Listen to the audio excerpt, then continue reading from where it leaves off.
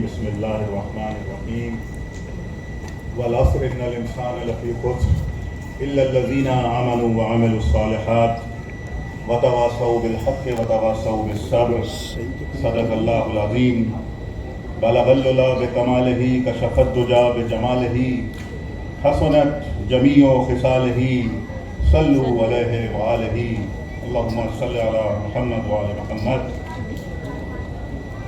All parties Hurriyat conference के convener जनाब अली इज़्ज़त मकाम ग़ुलाम मोहम्मद सफ़ी साहब, इम्तियाज़ वानी साहब, परवेज़ शाह साहब, खादिम हुसैन साहब और एजाज़ रहमानी साहब, नज़ाकत भाई, बशीर भाई और दीगर हमारे कश्मीरी क़यादत, आप यहाँ पर तशरीफ़ लाए हैं।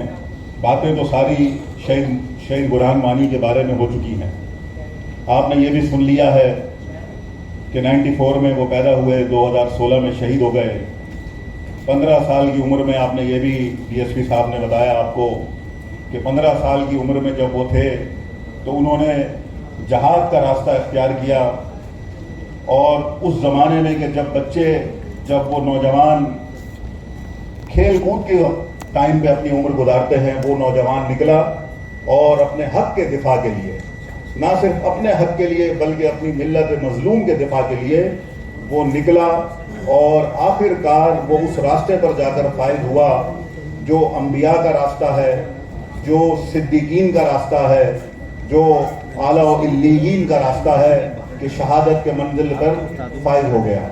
तो बहरहाल DSP साहब ने अच्छी बात की, कहा कि हमें सीखना चाहिए। अगर हम यहाँ पर आज आए हैं तो हमें यकीनन ये सीखना चाहिए कि मेरे नौजवान बच्चे और बच्चियों, बहनों और भाइयों, ख़ास तौर पर यह आपको सोचने का टाइम है कि आप जो अपनी ज़िंदगी के वक्त यहाँ पर गुजार रहे हैं, क्या इस ज़िंदगी के पीछे कोई मकसद भी है या फ़कत खुर्द-ओ-नोश है, या फ़कत ये ऐशो इशरत है जो बिलाखिर एक दिन हमारी मौत के साथ ख़त्म हो जाएगी।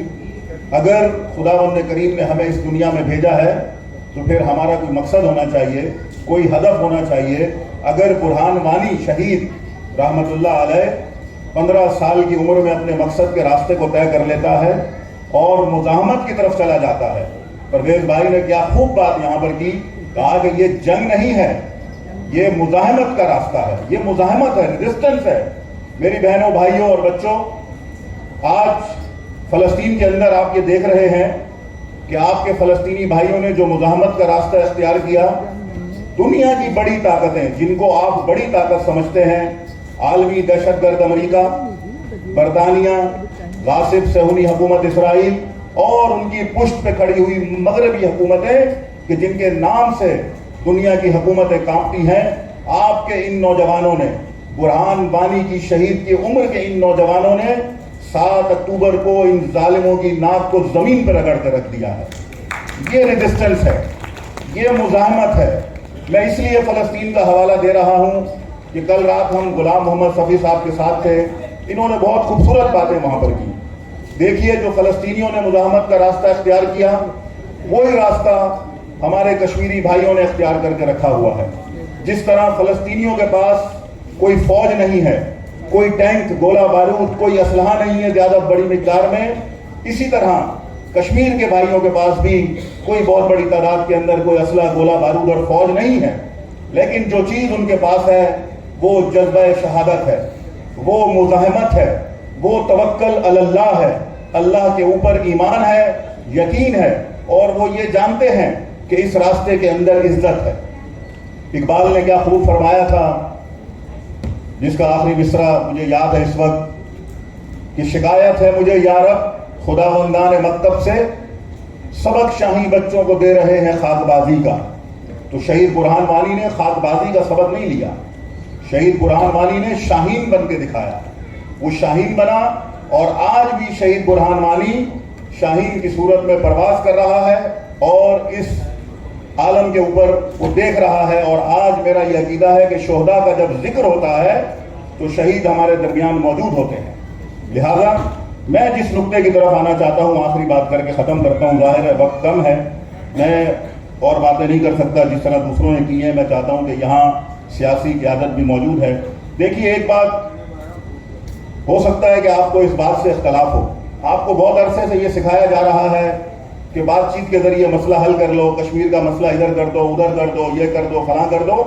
یہ خبریں آپ سنتے ہیں، بہت ساری باتیں ہو رہی ہیں، اور بدقسمتی سے بڑی سازشیں ہو رہی ہیں۔ یہ امریکی حکومت جو ہندوستان کی غاصب اور قابض فوجوں کی سرپرستی کرتی ہے، جو اسٹریٹجک پارٹنر ہے ہندوستان کی حکومت کی، یہ امریکی دہشت گرد حکومت جو غاصب صہیونی حکومت کی کو پالتی ہے، اس نے جس دن سے کہا کہ ہم ثالثی کرتے ہیں کشمیر کے مسئلے پر، آپ دیکھ لیجئے کہ وہ کشمیر کا مسئلہ 5 اگست کے بعد سے کہاں چلا گیا۔ یہ تو آپ کو سلام ہے، آپ نوجوانوں کو، خواتین و حضرات کو، کہ آپ اپنے گھروں کے قیمتی کام چھوڑ کر یہاں پر آئے ہیں، کشمیر کا علم بلند کر رہے ہیں، مظلوموں کی بات کر رہے ہیں۔ یہ انبیاء کا کام ہے، یہ شہداء و صدیقین کا کام ہے۔ لہذا میں یہ سیاسی بات کہنا چاہتا ہوں کہ جو اس مسئلے کے پیچھے جو سیاسی جو نکات ہیں وہ ہمیں سمجھنا ہوں گے۔ ہمیں اپنے دشمن کی پہچان کرنی چاہیے۔ آج یہ امریکی حکومت بیٹھ کر کہتی ہے پاکستان میں ہیومن رائٹس کی وائلیشن ہے، ڈیموکریسی نہیں ہے۔ شٹ اپ امریکہ، تمہارے ملک میں کون سی ڈیموکریسی ہے؟ تمہارے پاس کون سے ہیومن رائٹس ہیں؟ 2300 اسٹوڈنٹس کو ابھی کچھ دن پہلے گرفتار کر کے اس لیے گرفتار کیا کہ وہ فلسطین کی آواز اٹھا رہے تھے۔ تم ہمیں ڈیموکریسی اور ہیومن رائٹس سکھاتے ہو۔ لہٰذا ہمیں اپنے دشمنوں کو بھی پہچاننا ہے نوجوانوں، اور اپنے دوستوں کو بھی پہچاننا ہے۔ یہ جو کشمیر ہے، اسے کسی صورت اپنی نئی جو ہماری جنریشن ہے اس تک منتقل کریں، اس کی کہانیاں بتائیں، ان شہداء کی داستانیں بتائیں، ان کی تاریخ بتائیں۔ کرنا ہے، اس مسئلے کے ساتھ جڑنا ہے۔ لہذا میں کہتا ہوں کہ حکومتوں کو چاہیے، چاہے ہندوستان کی حکومت ہو یا پاکستان کی ہو، وہ کشمیر کے اوپر کوئی سودے بازی کا نہ سوچیں۔ لہذا کشمیر کا جو سولوشن ہے کشمیریوں کو ڈیسائیڈ کرنے دیں۔ مجھے کل غلام محمد صفی صاحب نے بہت خوبصورت بات بتائی، فرمایا کہ عید پر ہندوستان کی حکومت نے پریشرائز کیا ہمیں، کہا کہ کشمیریوں ہندوستان کے ساتھ عید مناؤ، لیکن آپ کے کشمیری بہن بھائیوں نے جو مظلوم ہیں